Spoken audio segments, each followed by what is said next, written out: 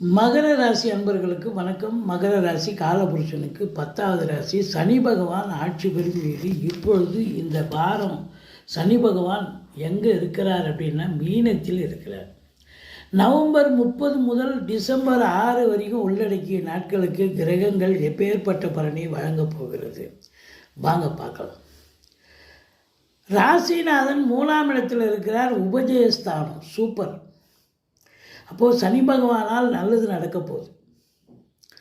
அதையும் தாண்டி 3க்கும் 12க்கும் ஆதிபத்தியம் பெற்ற குரு பகவான் 7ல் அமர்ந்து குரு பார்வை ராசிக்கு கிடைக்கிறது.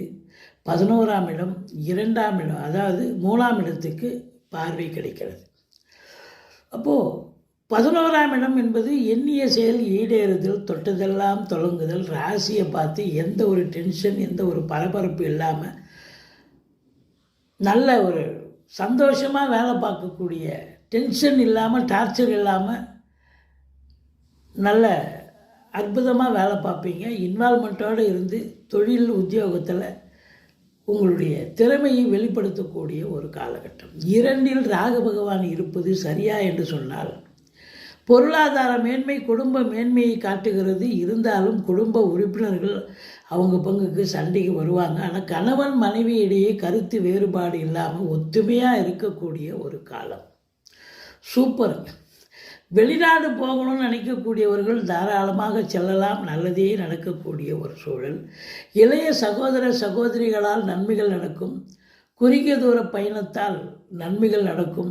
மற்றபடி தொழில் 10க்குடையவன் 11ஆம் இடத்தில் அமர்ந்து குரு பார்வையில் இருப்பதால் சாதிக்கும் ஒரு நேரம் வந்தாச்சு. சம்பாத்தியம் சிறப்பாக இருக்கும். கலைத்துறை, சினிமா இண்டஸ்ட்ரி, தொலைக்காட்சி மற்றும் நாடகத்தில் பணிபுரிபவர்கள், அரசு கருவூலம், இன்சூரன்ஸு, ஃபைனான்ஸு, வங்கிகளில் பணிபுரியும் அன்பர்கள், செவ்வாய் பாருங்கள் குரு பார்வையில் இருக்க, ஆட்சி பெற்ற செவ்வாய். இப்போது உங்களை பொறுத்தவரையிலையும் இடம் வாங்கி விற்கக்கூடிய அன்பர்கள், ரியல் எஸ்டேட் பிரமுகர்கள், ஃப்ளாட் ப்ரமோட்டர்ஸ், பில்டர்ஸ், கட்டிட கலைஞர்கள், இவங்களுக்கெல்லாமும் சிறப்பான ஒரு காலம்.